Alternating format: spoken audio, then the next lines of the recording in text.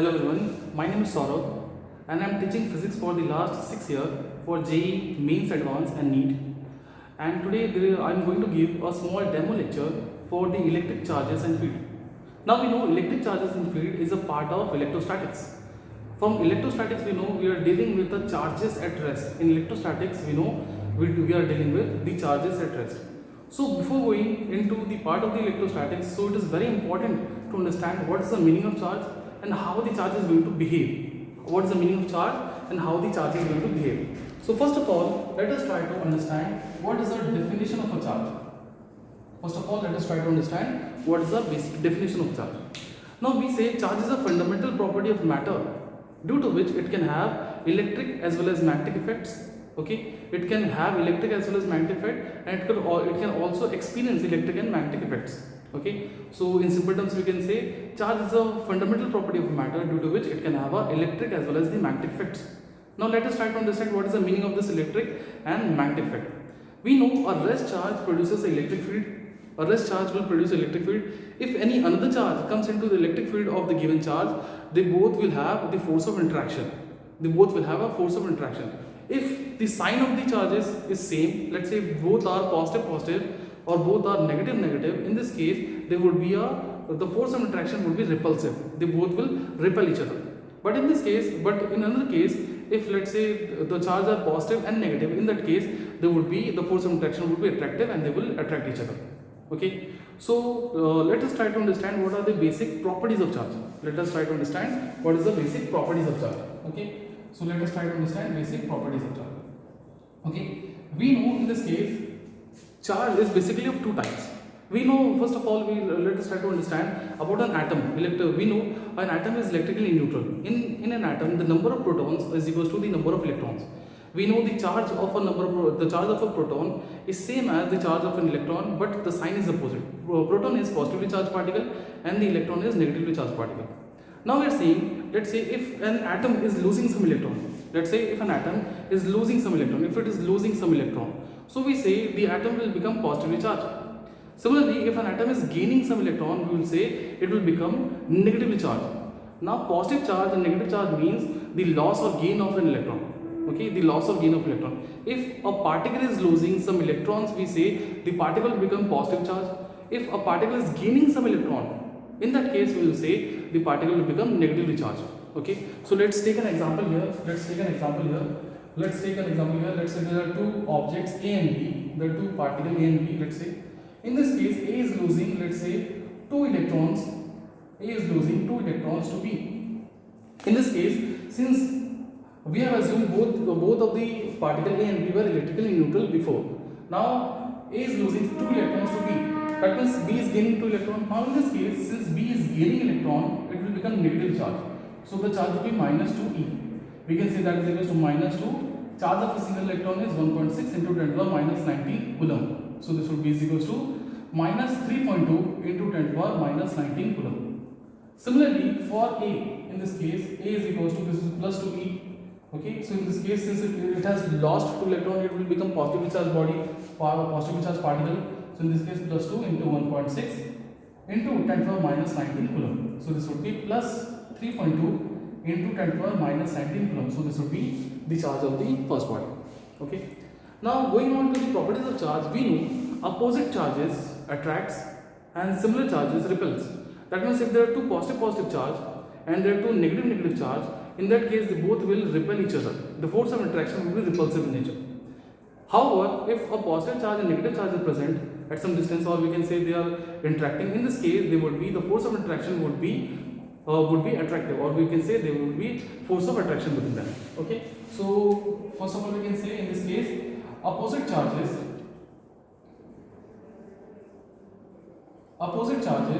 attracts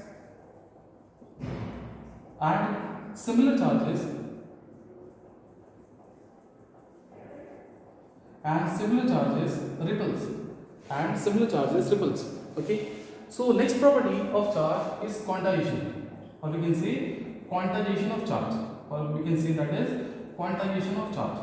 Now quantization of charge means the charge on any body should be integral multiple of a charge of a single electron.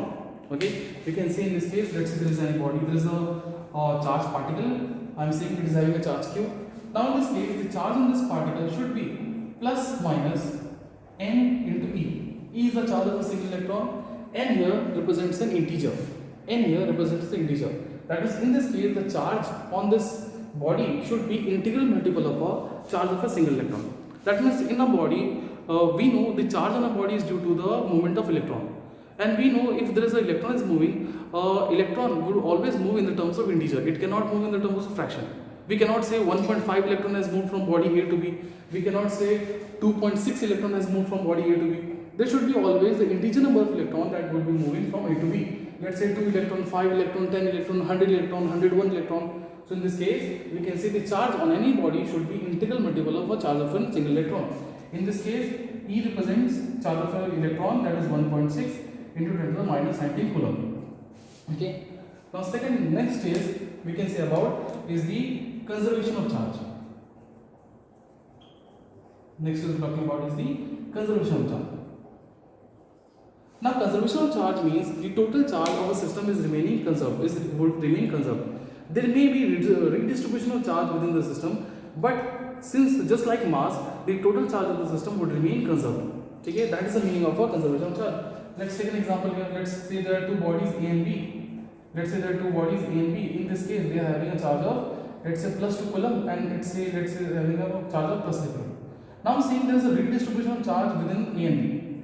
Now I'm saying in this case the total charge, we can see the total charge here is charge of A plus charge of B. We can see that is equals to plus 5 coulomb. Okay. Now let's say there is a redistribution of charge between them. Now let's say in this case it is having a charge of, or let's say minus 1 coulomb. Okay. Now the total charge of the system has to remain conserved. Therefore, in this case if it is having minus 1 coulomb, so in this case it will have plus 6 coulomb, so that the total charge remain constant as plus 5 coulomb. Okay, plus 5 coulomb. Okay, so in this case we can say this is the conservation of charge. The total charge of the system has to remain conserved. There may be redistribution of charge between the particles of the system. Okay. Next property is charge. Next property is charge cannot exist without mass. Charge cannot exist without mass. Next property is charge cannot exist without mass, but opposite can be true. Charge cannot exist without mass. That means we know the charge in a body is due to the presence of the electron. Okay, an electron will have certain mass. The movement of electron represents the charge. Now we can say charge cannot exist without mass, but mass can exist without a charge. We know like neutrons are positive. Neutrons are neutral particles. They have mass, but they don't have a charge.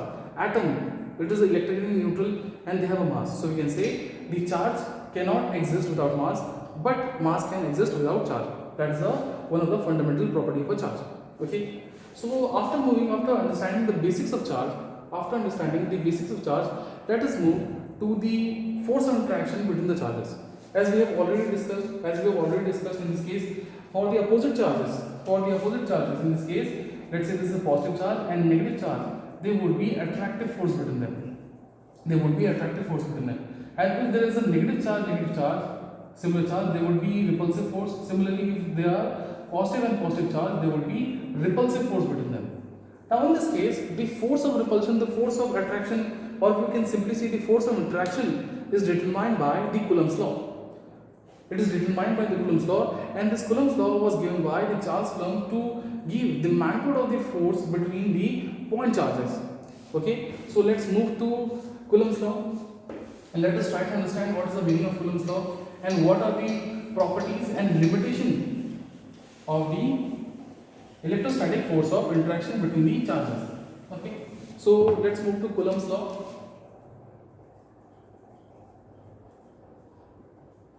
Now Coulomb's law gives the magnitude charge between the two charges. Okay, in this case, two charges separated by some distance. Let's say in this case there are two charges, Q1 and Q2. In this case, let's say the separation between them is R. Now in this case, we have assumed initially that the two charges Q1 and Q2 are separated by distance R, and the medium present here is either air or let's say it is vacuum, air or vacuum. Okay, now in this case, since we have assumed here they both are similar charge, they both are positive charge, so in this case there would be repulsive force between them. There would be repulsive force between them. We are saying this is, let's say this is a force on 1 due to 2, this is force on 2 due to 1.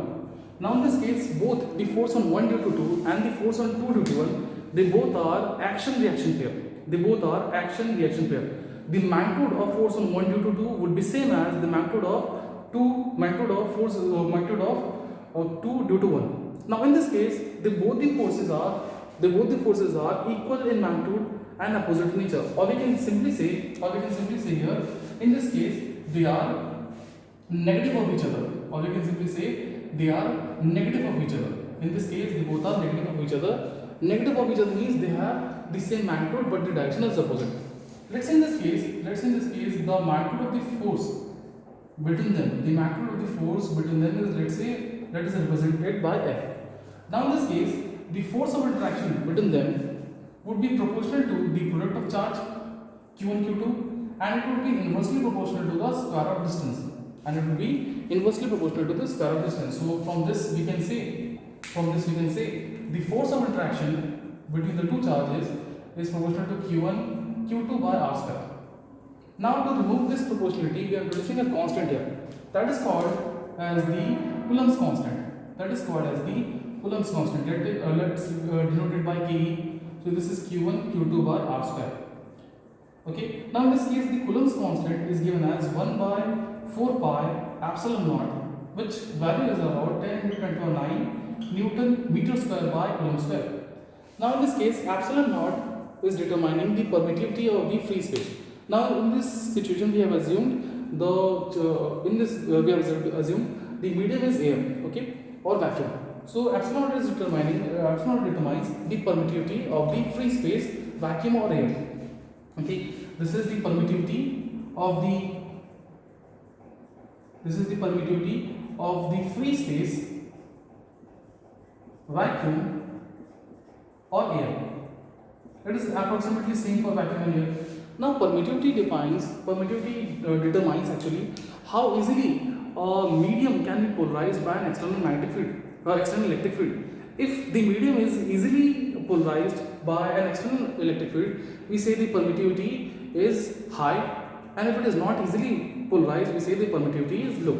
Now in this case, we can say from this we can say epsilon naught or permittivity free space can be written as 1 by 4 pi into 9 into 10 to the 9, and this would be equal to Coulomb square by Newton meter square.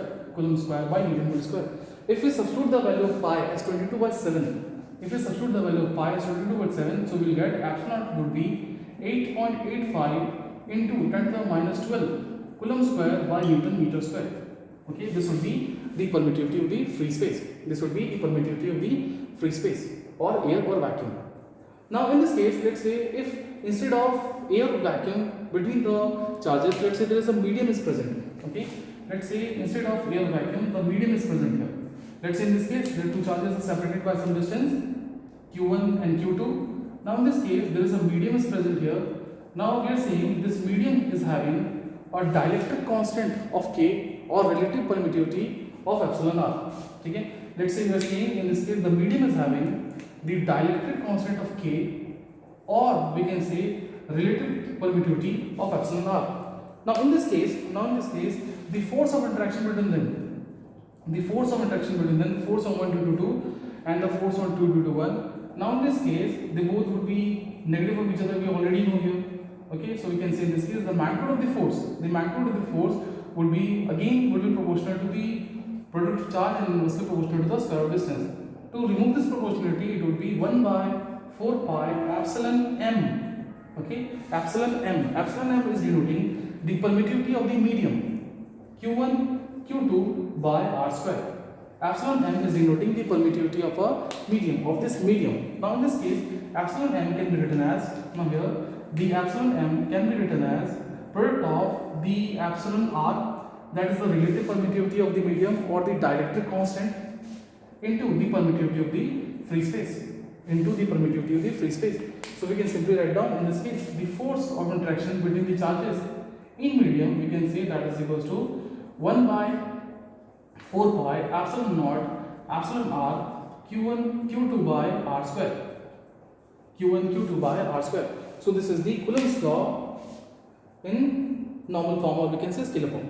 We can also talk about the Coulomb's law in vector form. We can also talk about the Coulomb's law in vector form. Now from this case we can get the value of the magnitude of the force of interaction between them. Now let's say in this case, in certain other case, if the position of the charges are given, let's say the position vector of q1 is given and the position vector of q2 is given. Now in this case we need to find out the magnitude as well as the direction of f12 and f21. Now in that case we need to determine the Coulomb's law in vector form. Okay, so let's move to find out the Coulomb's law in vector form. Okay, so let's see here. We're talking about the Coulomb's law in vector form. Okay, so see here. Now in this case, let's say this is the xy coordinate system and there are two charges. Let's say here it is q1 and here it is, let's say, q2, and in this case this is the position vector of q1 and this is the position vector of q2. Okay, position vector of q2. Now we are joining the line between them. Like this. Okay, now this would be the force on 2 due to 1 and this would be the force on 1 due to 2. Now in this case, as we know from the triangle of vector addition, let's name them O, A, B. We know from the triangle of vector addition, if two sides of a triangle is represented by a vector, then the third side would represent the resultant in opposite order. So let's say in this case we are saying about OA vector, okay, and in this case let's say this is the AB vector is equals to, this would be OB vector, this would be triangle law. So we can say AB vector would be OB vector minus OA vector. Okay, so in this case we can say therefore this AB vector can be written as OB, that is equals to R1 vector minus R2 vector. Okay, so in this case this would be R1 vector minus R2 vector. So we can say here this AB vector can be written as R1 vector minus R2 vector. Now we know this AB vector would be negative of this BA vector. Okay, this would be negative of this BA vector. So we can simply say in this case, therefore, this BA vector is equals to simply R2 minus R1 vector. Okay, like this. Now in this case, let's talk about the force on 1 due to 2. The force on 1 due to 2. This can be written as KE, Q1, Q2. In this case, the distance between them can be written as R1 minus R2 whole square, and the direction is along this R1 minus R2 vector. So in this case, this would be R1 minus R2 cap. This would be R1 minus R2 cap. Or we can write down this as like this also, Q1, Q2. This would be R1 minus R2 cap can be written as R1 minus R2 vector divided by mod of R1 minus R2. Okay, so in this case that can be written as R1 minus R2 cube. And this would be R1 minus R2 vector. Okay, so this is force on 1 due to 2. We can find out the force on 2 due to 1. We know in this case this would be simply opposite of each other. So I can simply write down this is equals to KE Q1 Q2 R1 minus R2, or we can say R2 minus R1. It would be same thing because it is mod whole square, and this would be R2 minus R1 cap. Or we can say similarly in this case R2 minus R1, it would be same. Okay, or we can write down this as KE Q1 Q2 divided by R2 minus R1 cube into R2 minus R1 vector. Okay, so this is the Coulomb's law in vector form. Okay, this is the Coulomb's law in vector form. Now before moving forward, we have to understand the various limitations of the Coulomb's law, various we can say characteristic as well as the limitations of the Coulomb's law. Okay, so let us try to understand the limitations here. We are having here. Okay, so we are talking about the various characteristics of the Coulomb's law. First of all, the first characteristic in this case, the forces exist in pair. Forces exist in pair, or we can say the forces are action-reaction pair. Okay, forces exist in pair. Okay, or we can simply say they are action-reaction pair. They are action and reaction pair. That means they both have the same magnitude and opposite action. We can say here they both obey Newton's third law. Okay, they both obey Newton's third law. Okay, they both obey Newton's third law. Second property is that the Coulomb's law is only valid for the point charges. Coulomb's law, it is limited to point charges. Okay, it is limited to point charges. Now in this case, if we want to find out the force of interaction between two masses in which they are not point charge, in that case we have to take the integration. We have to take the integration, and or we can have the we have to take the effect of induction. Okay. So let's say in this case there are two charges. There are two charges which are not point charge.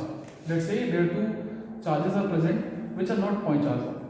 Now in this case, point charge means, in this case, if the separation between the charges is much greater than the size of a charge, we can take the charges as like a point charge. But if the separation between the charges is comparable with the size of charge, in that case we don't say as a point charge. We don't say it as a point charge. Now in this case, let's try to understand what would the effect if the size of an object is comparable with the distance between them. Now in this case, let's say there are positive charge on both the charges, okay. Now in this case, this is the center to center distance, let's say RE or R. Now since in this case the size of an object is comparable with the distance between them, so there would be charge induction will be there, or in this case the positive charge will be developed here, Now in this case, the center of charge would shift here, Now in this case, the effective distance between the center of charges would be RE. Now in this case, if it is not a point charge, so we can see here, in this case RE would be greater than R. Similarly, if there are two negative charges also there, so in this case the effective distance of the center of charges would be greater than the center of mass of the bodies. Now if the two charges are opposite sign, in this case the RE would be lesser than effective R. Okay, so we can say in this case the Coulomb's law is limited to the point charges basically. Okay, now Coulomb's law is also applicable, we can say it is also limited to rest charge. Okay, we can say it is also limited to rest charge. Why rest charge? Because we have understood a little bit that a moving charge will also produce a magnetic field. Now if there is a magnetic field in both the charges moving, so there will be magnetic force between the charges also. Okay, so in this case the net force between the moving charges would be due to both electric field as well as the magnetic field. So effectively we cannot say the net force would be equals to Coulomb's law, would be equals to the Coulombic force of interaction. So if the two charges are moving parallelly, so in this case parallelly, or we can say having a certain angle between them, or we can say the two charges are moving, in that case the force of interaction would be due to Coulomb's law as well as the magnetic field. Okay, so that's why we can say it is limited to rest charges. Okay, next is we know the Coulombic force of interaction, it is only applicable if the distance between them, the charges is greater than 10 to the minus 15. Okay, if the distance between the charges is greater than 10 to the minus 15 meter. Now if the separation between the charges is lesser than 10 to the minus 15 meter, so in this case the nuclear force will also come into play. The nuclear force between the charges will also come into play, and we know the nuclear force is much complex force as compared to the electrostatic force. So in this case we can say the magnitude of the electrostatic force between the charges would be negligible, or we can say it will be affected by the nuclear forces. Okay, so we can say the Coulomb's law is applicable if the distance between the charges is greater than 10 to the minus 15 meter. We know the electrostatic force is a much stronger force as compared to the gravitational force. We know gravitational force is a long range force and very small magnitude, but in this case the electrostatic force, we can say it is a much stronger force as compared to the gravitational force. Now again we can also talk about the superposition of the Coulombic forces, that means if in the system multiple charges are present, so in this case the force on one charge due to another charge is independent of the presence of any other charge. Or we can say the net force on the body would be the vector sum of all the net force on the body, or a charge would be the vector sum of all the forces due to any another charge. Okay, so we are concluding the session, and thank you for listening. Okay.